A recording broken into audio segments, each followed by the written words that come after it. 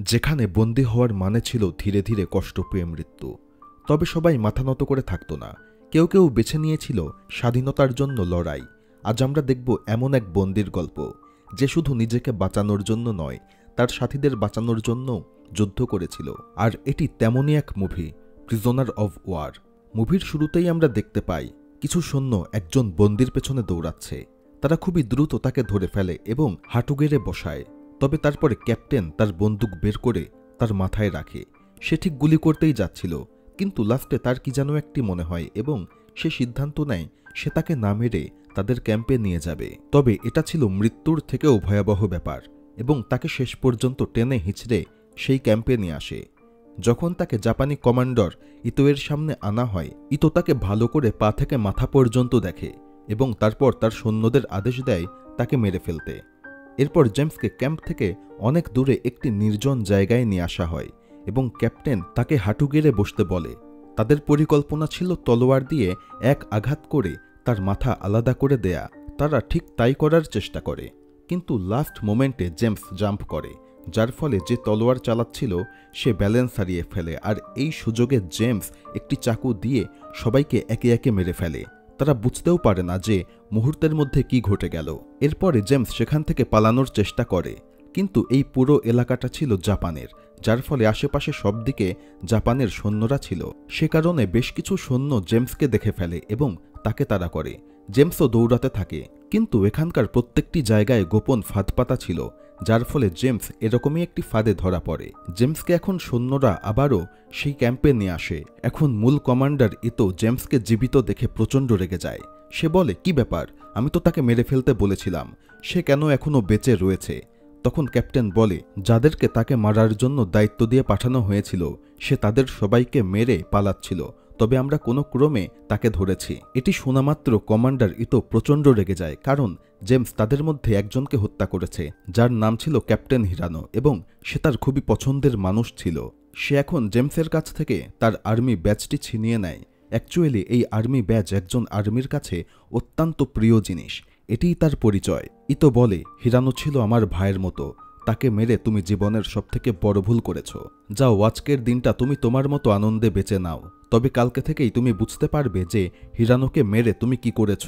এখন জেমসকে সেখান থেকে নিয়ে যাওয়া হয়, তবে এক সৈনিক তাকে বলে, চাইলে আমি এখনই তাকে মেরে ফেলতে পারি। কিন্তু ইতো বলে, না, ওকে এভাবে মারলে হবে না, কারণ ও মৃত্যুকে ভয় পায় না। তাকে এমনভাবে মারতে হবে যে যা দেখলে বাকি সবাই ভয় পেয়ে যায়। কাল এর একটি লড়াই হবে, ওকে কষ্ট দিয়ে সেখানে তিলে তিলে মারতে হবে। এরপরে আমরা দেখতে পাই জেমসকে যেখানে রাখা হয়েছে সেখানে আরও অনেক সৈনিককে বন্দি করে রাখা হয়েছে। অ্যাকচুয়ালি যেসব সৈনিক ধরা পড়ত তাদেরকে এখানে আটকে রাখা হতো, আর তাদেরকে আটকে এখানে অনেক কাজও করানো হয়, যা ছিল খুবই কষ্টকর। তবে যেসব সৈন্যরা কাজ করতে পারত না এবং দুর্বল হয়ে পড়ত, তখন এই জাপানিজ সৈন্যরা তাদেরকে মেরে ফেলত।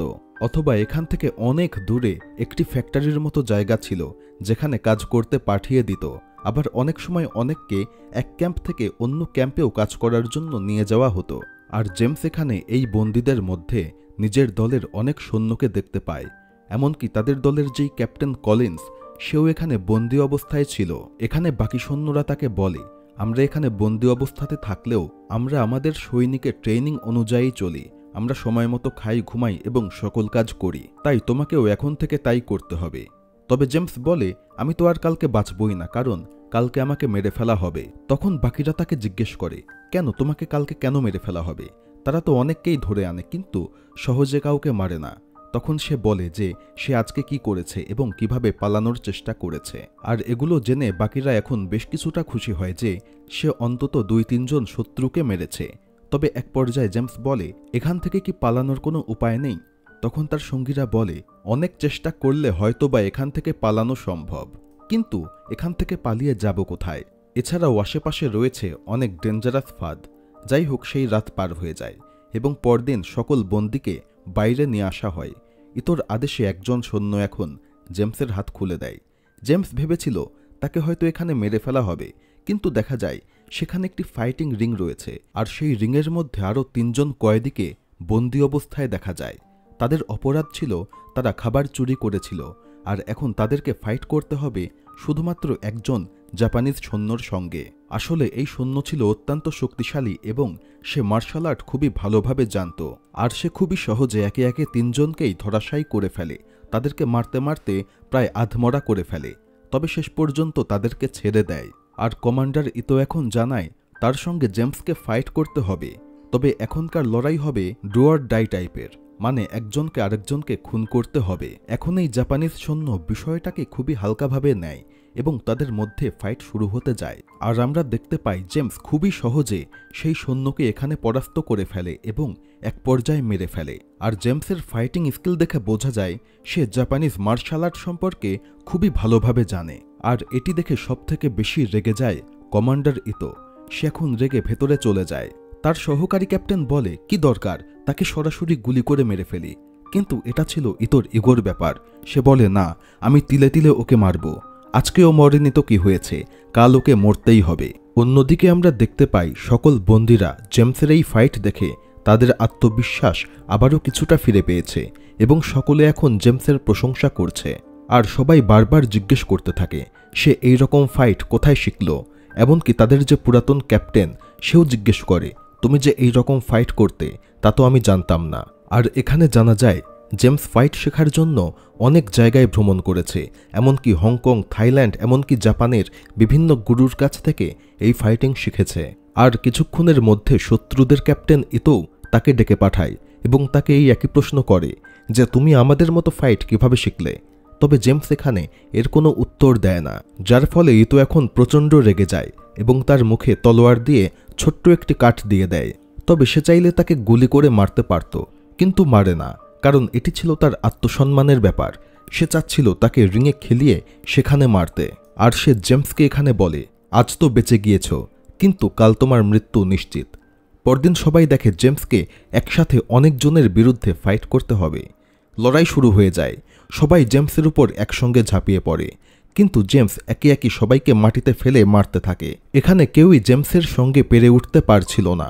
এই খেলার নিয়ম ছিল যে কোনো এক পক্ষকে মরতেই হবে, কিন্তু জেমস এখানে কাউকে মারে না, বরঞ্চ বাঁচিয়ে দেয়। ফাইট শেষে কলিন তাকে জিজ্ঞেস করে তুমি তাকে মারলে না কেন? জেমস বলে ওদের তো কোনো অপরাধ নেই, ওদেরকে যে আদেশ দেয়া হয়েছে ওরা তাই করছে, আর কেউই তো মরতে চায় না। কিন্তু তখনই আমরা দেখতে পাই যাদেরকে মারা হয়নি ইতো এখন গুলি করে তাদেরকে মেরে ফেলে। আসলে জেমসের এই ব্যাপারটা এখন ইতোর ইগোতে লেগেছিল। সে চায় না জেমস যাকে বাঁচিয়ে দিয়েছে সে বেঁচে থাকুক। অন্যদিকে গ্যাব্রিয়াল বলে 1 সপ্তাহ পরে আমাদেরকে অন্য ক্যাম্পে কাজের জন্য পাঠানো হবে, হতে পারে ওই জায়গাটা ভালো। তখন কলিন বলে তাতে কি, অর্ধেকের বেশি মানুষ তো পথেই মারা যাবে। জেমস বলে আমাদের একটা রেডিও দরকার, তাহলে আমরা আমাদের সৈন্যদের সঙ্গে যোগাযোগ করতে পারবো। কিন্তু দেখা যায় রেডিও ছিল ওয়াচ টাওয়ারে। যদিও অনেকে এতে ভেটো দেয়, তারা ভাবে সেটি জোগাড় করেই বা কী হবে, আমরা কিভাবে খবর পাঠাবো, আর খবর পাঠালেও কেউ কি আর আমাদেরকে বাঁচাতে আসবে? আর যদি বাইচান্স ধরা পড়ে যায় তাহলে অবস্থা কি হবে তা ভাবাও কঠিন। কিন্তু শেষ পর্যন্ত তারা ডিসাইড করে এভাবে বাঁচার থেকে অন্তত কিছু একটা করবে। তাই তারা পরদিন সবাই মিলে একটি ঝামেলা বাঁধিয়ে দেয়। তখন সব গার্ডেরা এসে তাদেরকে আটকানোর চেষ্টা করে। এতে ওয়াচ টাওয়ার ফাঁকা হয়ে যায়, আর এই সুযোগে জেমস ওয়াচ টাওয়ারে উঠে রেডিও চুরি করে নিয়ে আসে। তবে আসার পথে এক নার্স তাকে দেখে ফেলে। তবে তখনই এক সৈন্য সেই নার্সকে থাপ্পড় দেয়। আর আমরা এখানে বুঝতে পারি এই নার্সেরাও মূলত এখানকার বন্দী। তাই এই নার্স কাউকে জানায় না যে সেই জেমস রেডিও চুরি করেছে, আর শেষ পর্যন্ত সে ওই রেডিওটি লুকিয়ে ফেলে। তবে এক সৈন্য তাদেরকে বলে আমরা এই রেডিও দিয়ে তো কোনো খবর পাঠাতে পারবো না, কারণ যদি পাঠাই তাহলে এখানকার লোকেরাও জেনে যাবে, কারণ তারা সবসময় মনিটরিংয়ে রয়েছে। তার থেকে বড় কথা, তারা তো কিছুক্ষণের মধ্যেই জেনে যাবে যে তাদের ওয়াচ টাওয়ারে রেডিও নেই। তখন কি হবে? তারা তো আমাদেরকে টর্চার করবে, তারা বুঝে যাবে যে আমরাই চুরি করেছি। তখন জেমস বলে কোনো সৈনিকই তাদের ক্যাপ্টেনকে বলবে না যে তাদের এই রেডিও চুরি হয়েছে, কারণ তাদের লিডারের যেই অবস্থা এটি বললে তাদেরকে মেরে ফেলবে। তাই তারা এই কথাটি লুকিয়ে যাবে। আর তাদের অনেক রেডিও রয়েছে, আপাতত সেগুলো দিয়েই কাজ চালিয়ে নেবে। তবে পরদিন ইতো সবাইকে বের করে নিয়ে আসে এবং লাইনে দাঁড়াতে বলে, আর বলে তোমাদের মধ্যে অনেকজন এমন জায়গায় গিয়েছো যেখানে যাওয়া নিষিদ্ধ। এরপর সে কলিনের দিকে আঙুল তোলে, কিন্তু কলিন বলে না আমি কোথাও যাইনি। ইতো বুঝতে পারে এখানকার কেউই মুখ খুলবে না, কারণ এরা প্রত্যেকেই সৈনিক। তাই সে র্যান্ডম একজনকে ধরে নিয়ে আসে এবং তাদের সামনে মেরে ফেলে, আর বলে এরপর থেকে কেউ যদি উল্টাপাল্টা কোনো কাজ করেছো তাহলে জাস্ট গুলি করে মেরে ফেলব। তবে দেখা যায় জেমস জানতো না যে তাদের দলের কেউ বাইরে গিয়েছিল। আর তখন সে তার টিমমেটদেরকে বলে, কি ব্যাপার, এখান থেকে কারা বাইরে গিয়েছিল, আর আসলেও কি বাইরে যাওয়ার কোনো রাস্তা আছে? সেখানকার এক কয়েদি বলতে চায় না, তবে শেষ পর্যন্ত তাকে বলে, হ্যাঁ, এখান থেকে বাইরে যাওয়ার রাস্তা আছে, তবে সচরাচর আমরা যাই না, কারণ পালানোর তো কোনো উপায় নেই। তখন জেমস তাকে বলে, যাই হোক, আমাকে সেই রাস্তা দেখিয়ে দাও, যাতে আমি বের হতে পারি এবং কোনো না কোনো উপায় করতে পারি। সে তখন জেমসকে সেই রাস্তার কথা বলে দেয়, আর জেমস সেই রাতেই সবাইকে লুকিয়ে সেই রেডিও নিয়ে অনেক দূরে চলে আসে, যেখান থেকে সে আমেরিকান সৈন্যদের সঙ্গে যোগাযোগ করতে পারবে। অন্যদিকে আমরা দেখতে পাই এক সৈন্য কয়েদিদের ক্যাম্পে তল্লাশি চালাতে আসে, কিন্তু দেখতে পায় জেমস সেখানে নেই। কিন্তু তারপরেও সে তার কমান্ডারকে এটি বলে না, কারণ সে তার কমান্ডারের উপরে প্রচণ্ড রেগেছিল। অন্যদিকে জেমস কিছুক্ষণের মধ্যেই আবারও ক্যাম্পে ফিরে আসে। পরের দিন তারা তিনজন এক হয়ে কাজ করতে থাকে, আর জেমস বলে, আমেরিকানরা আমাদের কাছাকাছিই আছে, তবে তারা ইংলিশে না বলে ভিন্ন একটি ভাষায় কথা বলছিল, যার নাম নাউজিয়া, যাতে এখানকার জাপানিজ সৈন্যরা সেই কথাগুলা না বুঝতে পারে। শুধু তাই না, আমি আসার সময় একটি প্লেন বিধ্বস্ত অবস্থায় পড়ে থাকতে দেখেছি। তখন কলিন বলে, হ্যাঁ, আমি জানি ওখানে একটি প্লেন রয়েছে, কিন্তু সেটিতে ইঞ্জিন নেই, সেটি খুলে ফেলা হয়েছে, তাই আমরা ওটিতে করে মোটেও এখান থেকে পালাতে পারবো না।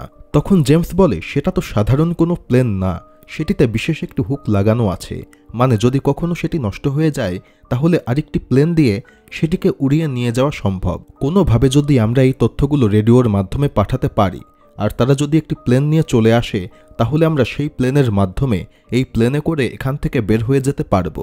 যদিও এখানকার সকলেই জানে এর চান্স 100 ভাগের মধ্যে সর্বোচ্চ 1%। আর এরই মধ্যে সেখানে একটি গার্ড চলে আসে, আর সে জেমসকে নিজের সঙ্গে নিয়ে যায়, তাকে আবারও ইতোর সামনে হাজির করে। এবার তাকে অনেক সম্মান দেখানো হয়, বসার জন্য চেয়ারও দেয়া হয়। ইতো জিজ্ঞেস করে, তুমি নাভোজারদের সম্পর্কে কি জানো, মানে যেই ভাষায় গতকাল রাতে আমেরিকানরা কথা বলছিল।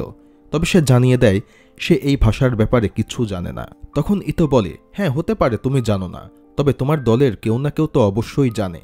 এক কাজ করো, তুমি তোমার দলের মধ্যে দেখো কে এই ভাষা জানে, আর তাকে নিয়ে আসো, কারণ গতকাল রাত্রে সেও এই ভাষার শব্দ শুনতে পেরেছিল, কিন্তু সে এর অর্থ বের করতে পারেনি।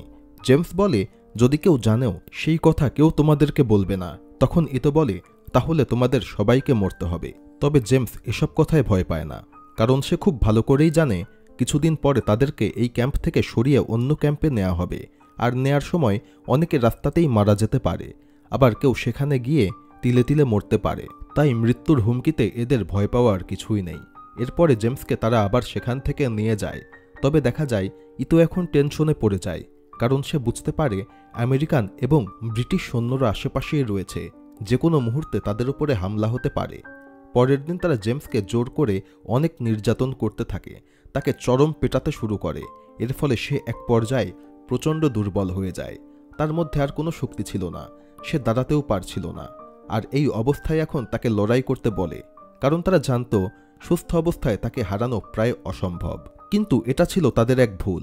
যখনই জেমসের হাতে একটি লাঠি আসে, সে সেই অবস্থাতেই এক সৈনিককে মেরে ফেলে, আর এবার সে আর তাদের উপর কোনো রকম মায়াদয়া করে না। এর ফলেই তো এখন আরও লজ্জায় পড়ে যায় যে একজন আহত ব্যক্তিকে তার সৈন্যরা মারতে পারছে না। এর ফলে সে এখন রেগে গিয়ে বেশ কয়েকজন কয়েদিকে গুলি করে মেরে সেখান থেকে চলে যায়। তবে এরই মধ্যে জেমস সেখানে অজ্ঞান হয়ে যায়। যখন তার জ্ঞান ফেরে, দেখে জাপানিদের মেডিকেল ক্যাম্পে সে রয়েছে। সেখানে তার মোটামুটি ট্রিটমেন্ট করা হচ্ছে, কারণ তার অবস্থা খুবই দুর্বল হয়ে পড়েছিল।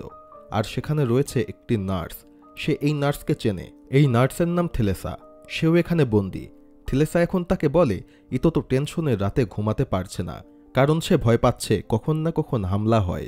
তবে থেলেসা বলে, এটা আমাদের জন্য খুবই চিন্তার বিষয়, কারণ এর ফলে সে ভাবতে পারে যে যেহেতু যে কোনো সময় হামলা হতে পারে, তাই সকল বন্দি কয়েদিকে মেরে ফেলি। যাই হোক, এ ব্যাপারে তো আর তাদের কিছু করার নেই। তবে সেই রাতেই ইতো এসে জেমসের সঙ্গে দেখা করে। সে তাকে বলে, তুমি খুবই ভালো ফাইটার, কিন্তু এখন তোমার অনেকের সঙ্গে লড়তে হবে। আজ বিশ্রাম নাও, কারণ কাল তোমায় মেরে ফেলা হবে। জেমস বলে, আর কতজনের সঙ্গে ফাইট করব এবং কতজনকে মারব? এক কাজ করো, তুমি আমার সঙ্গে ফাইট করো, দেখা যাক কার কত ক্ষমতা। কিন্তু ইতো কিচ্ছু না বলে সেখান থেকে চুপচাপ চলে যায়, কারণ সে খুব ভালো করেই জানে ফাইট হলে সে কখনোই তার সঙ্গে পারবে না। যাই হোক, জেমস মোটামুটি সুস্থ হলে তার সঙ্গীদের কাছে ফিরে আসে। তারা তাকে দেখে খুবই খুশি হয়। তাদের একজন বলে, যখন তুমি মেডিকেল ক্যাম্পে ছিলে কিছু আমেরিকান প্লেন আমাদের উপর দিয়ে উড়েছিল। এখন স্পষ্ট যে আমেরিকানরা অবশ্যই আমাদের কাছাকাছি আছে। আমাদের শুধু রেডিওর মাধ্যমে তাদের সঙ্গে যোগাযোগ করতে হবে। তারা জানে এতে অনেক ঝুঁকি আছে, কারণ সিগন্যাল দিলেই তারা ধরা খেয়ে যাবে, কিন্তু এছাড়া তো তাদের হাতে আর কোনো উপায় নেই। সেই রাতেই জেমস আর গ্যাব্রিয়েল আবার ক্যাম্প থেকে বের হয়, কিন্তু কিছু দূর আগানো মাত্র গার্ড তাদেরকে দেখে ফেলে। তবে তারা কোনোভাবে সেই রেডিওটা লুকাতে সক্ষম হয়, আর তখন তারা বুঝতে পারে তারা আজকে রাত্রে আর বের হতে পারবে না, কারণ তারা আজকে রাত্রে গার্ডের পরিমাণ ডাবল করে দেবে। তাই তারা মরিয়া হয়ে আবারও ফিরে আসে। এরই মধ্যে গার্ডেরা এসে চেক করে, কিন্তু দেখতে পায় সবাই ঠিকঠাক জায়গায় রয়েছে। পরের দিন ইতো সবাইকে জড়ো করে, বলে গতরাতে কিছু বন্দী তাদের ব্যারাক ভেঙে গার্ডদের উপরে হামলা করেছে। আমি জানি না এটা কে করেছে, তবে যেই করে থাকো না কেন নিজে নিজে সামনে চলে আসো, তা না হলে পুরো দলকে এর ফলাফল ভুগতে হবে। কিন্তু কেউ স্বীকার করে না যে কে বের হয়েছিল। আর ইতো জানতো যে জেমসের সঙ্গে সবথেকে ভালো সম্পর্ক কলিনের, তাই তারা এখন কলিনের উপরে টর্চার করতে শুরু করে। এর ফলে জেমস স্বীকার করে যে রাত্রে সে বের হয়েছিল। তখন ইতো বলে, হ্যাঁ আমি জানি তুমি বের হয়েছিলে, কিন্তু কালকের রাতের ঘটনা একজনের নয়, তোমার সাথে আরও অনেকজন ছিল, তাদেরকেও সামনে আসতে হবে। কিন্তু কেউ তখন আগায় না। আর তখন ইতো একজনকে নিয়ে আসে। সে বলে গতকাল রাতে এই কয়েদি ধরা পড়েছিল। সে জেমসকে বলে, তুমি এই কয়েদিকে মেরে ফেলো, তাহলে আমি কলিনকে ছেড়ে দেব। কিন্তু জেমস তাকে মারে না, কারণ সে ছিল অত্যন্ত দুর্বল, যার ফলে এখন ইতোই তার সৈন্যদেরকে দিয়ে সেই লোককে গুলি করে মেরে ফেলে। তবে সে বলে, তুমি যেহেতু একে মারোনি, তাই আমি কলিনকেও ছাড়ব না। বেশ কয়েকজন সৈন্য এখন কলিনকে মারতে যায়। কলিনও চুপ থাকে না, সে সঙ্গে সঙ্গে হামলা করে এবং বেশ কয়েকজনকে মেরে ফেলে। তবে এরই মধ্যে তাকে গ্রেপ্তার করে টর্চার সেলে নিয়ে যাওয়া হয়। তবে সেই রাতেই জেমস ইতোকে বলে কলিনকে ছেড়ে দিতে। ইতো বলে সে নিয়ম ভঙ্গ করেছে, এর একমাত্র শাস্তি মৃত্যু। জেমস বলে, যদি তোমার সাহস থাকে তাহলে তুমি আমার সাথে লড়াই করো। কিন্তু আমরা তো খুব ভালো করেই জানি যে ইতো তার সঙ্গে ফাইট করবে না।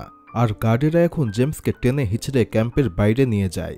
জেমস এখন গ্যাব্রিয়েলের সঙ্গে কথা বলে, আর তারা দুইজন ঠিক করে যা করার তা আজকে রাত্রেই করতে হবে। তাদের সব প্ল্যান রেডি করা হয়ে গিয়েছিল।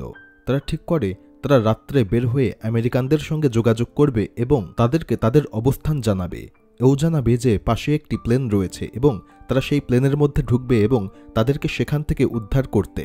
আর সে চালাকি করে এই কথাগুলোর মধ্যে আরও অদ্ভুত কিছু কথা বলে, যাতে জাপানিজরা যদি এটিকে ডিকোড করার চেষ্টাও করে তাও অনেক বেশি সময় লাগে।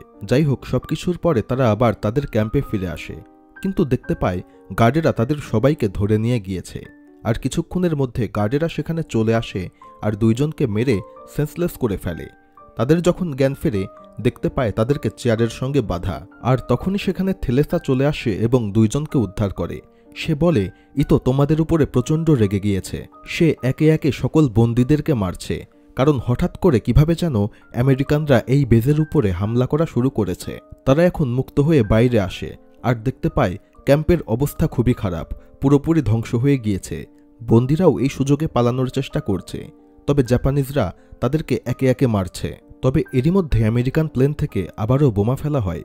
জেমস বলে, আমাকে যেভাবেই হোক টাওয়ারে গিয়ে রেডিও জোগাড় করতে হবে, কিন্তু উপরে তো গার্ড ছিল। তখন থেলেসা আর তার বান্ধবী নার্স বলে, আমরা যেভাবে হোক ওদেরকে সরাচ্ছি। তারা এখন অসুস্থর অভিনয় করে। তখনই ওয়াচ টাওয়ার থেকে এক সৈনিক নেমে আসে, তবে কাছে আসা মাত্র তারা দুইজন তার উপরে চাকু দিয়ে হামলা করে এবং তাকে মেরে ফেলে। আর এই সুযোগে জেমস অন্যদিকে ওয়াচ টাওয়ারে উঠে পড়ে। সে সেখান থেকে রেডিও নিয়ে নেয়। তবে তখনই দেখতে পায় জাপানিজ সৈন্যরা তাদের বন্দীকে মারতে যাচ্ছে। তখন সে উপর থেকে গুলি করে, আর এই সুযোগে বন্দীরাও এখন তাদের উপরে হামলা করে। এরই মধ্যে আমরা কলিনকে দেখতে পাই। সে এখন জাপানিজ ক্যাপ্টেনের উপরে হামলা করে। দুইজনের মধ্যে দুর্ধর্ষ ফাইট হতে থাকে। এক পর্যায়ে কলিন সেই জাপানিজ ক্যাপ্টেনকে প্রায় মেরেই ফেলেছিল, কিন্তু তার আগেই একজন জাপানিজ সৈনিক পেছন থেকে গুলি করে তাকে মেরে ফেলে। আর অন্যদিকে আমরা জেমসকে দেখতে পাই। সে এখন ইতোর সামনে চলে আসে, আর দেখা যায় ইতোও জানতো যে সে তার সঙ্গে ফাইট করতে আসবে, তাই সেও এখানে রেডি হয়েছিল। সে এখন জেমসকে একটি তলোয়ার দেয়, আর দুইজনই তলোয়ার দিয়ে ফাইট করতে থাকে। তাদের মধ্যে দুর্ধর্ষ ফাইট হতে থাকে, কিন্তু শেষ পর্যন্ত জেমস জিতে যায়। সে এখানে ইতোকে প্রায় মেরেই ফেলেছিল, কিন্তু তার আগেই গ্যাব্রিয়েল চলে আসে আর সে জেমসকে সেখান থেকে নিয়ে যেতে থাকে। সে বলে, কিছুক্ষণের মধ্যেই আমেরিকানরা প্লেন নিয়ে চলে আসবে, আমাদেরকে সেখানে যেতে হবে। তাই তারা দুইজন এখন সেখান থেকে পালাতে থাকে। এরই মধ্যে এক সৈনিক তাদেরকে দেখে ফেলে এবং জেমসকে মারার জন্য গুলি করতে যায়। তবে তার আগেই ইতো এসে তাকে থামিয়ে দেয়, কারণ পেছন থেকে গুলি করে জেমসকে মারলে সে হয়তো বা মরত, কিন্তু ইতোর এটি আত্মসম্মানে লাগত। এদিকে তারা দুইজন সেই প্লেনের কাছে চলে আসে এবং সেটিকে চেইন দিয়ে বেঁধে ফেলে। আর যতজন বেঁচে ছিল সবাই এখন সেই প্লেনের ভেতরে উঠে পড়ে। কিছুক্ষণের মধ্যেই আমেরিকান প্লেন চলে আসে এবং তাদের প্লেনটিকে অনেক নিচে নামিয়ে নিয়ে আসে আর কোনো ক্রমে সেই চেনের সঙ্গে কানেক্ট করে ফেলে আর সেই প্লেনটিকে সেখান থেকে উদ্ধার করে নিয়ে যায়, যার ফলে প্লেনের মধ্যে যতজন ছিল প্রত্যেকে এই যাত্রা প্রাণে বেঁচে যায়। তবে যেসব কয়েদি এই প্লেনে আসতে পারেনি তারা এখনও জাপানিজদের হাতে বন্দী অবস্থায় রয়েছে। জেমস প্রতিজ্ঞা করে সে একদিন এখানে ফিরে আসবে এবং বাকিদেরকে উদ্ধার করবে। এরই মধ্যে দৃশ্য চেঞ্জ হয় এবং 8 বছর পার হয়ে যায়। দ্বিতীয় বিশ্বযুদ্ধ শেষ হয়ে গিয়েছে। জেমস এখন জাপানে আবারও ফিরে আসে। সে ইতোকে খুঁজতে থাকে, কারণ তার আর্মির যেই ব্যাচ ছিল সেটি এখনও তার কাছে রয়েছে। সে অনেক তথ্য সংগ্রহ করে একটি একাডেমিতে চলে আসে যেখানে কুংফু শেখানো হতো, কিন্তু সে এসে জানতে পারে ইতো মারা গিয়েছে, বেঁচে রয়েছে তার ছেলে সুকে। তবে সুকে তাকে দেখামাত্র চিনে ফেলে এবং তার ছাত্রদেরকে জেমসকে মারতে বলে। জেমস এখানে লড়াই করতে চায় না, কিন্তু বাধ্য হয়ে তাকে লড়তে হয় আর সে এখানে একাই সকল স্টুডেন্টকে হারিয়ে দেয়। যাই হোক, এরপরে সুকে তাকে জিজ্ঞেস করে, তুমি এখানে কেন এসেছো? আমি কিন্তু তোমাকে ঠিকই চিনতে পেরেছি। মারা যাওয়ার আগে আমার বাবা আমাকে বলে গিয়েছিল তুমি একদিন তার খোঁজ করতে আসবে। সুকে এখানে জেমসকে বলে, আমি তোমার সঙ্গে ফাইট করতে চাই, আমি দেখতে চাই আমার বাবা যেমনটা বলেছিল তুমি তেমনটাই ফাইটিংয়ে দক্ষ কিনা। দুইজনের মধ্যে এখানে ফাইট শুরু হয়। তবে এটা এমন ছিল না যে একজন আর একজনকে মেরে ফেলবে, আর এই ফাইটে সুকে হেরে যায়। সুকে এখানে স্বীকার করে যে হ্যাঁ, জেমস আসলেই একজন দক্ষ ফাইটার। এরপরে জেমস সেখান থেকে চলে যাচ্ছিল, তবে সুকে তাকে বলে তোমার একটি জিনিস আমার কাছে রয়েছে। আর এরপরে সুকে তার ব্যাচটি তাকে ফিরিয়ে দেয় যেটি তার বাবা তার কাছ থেকে নিয়ে নিয়েছিল।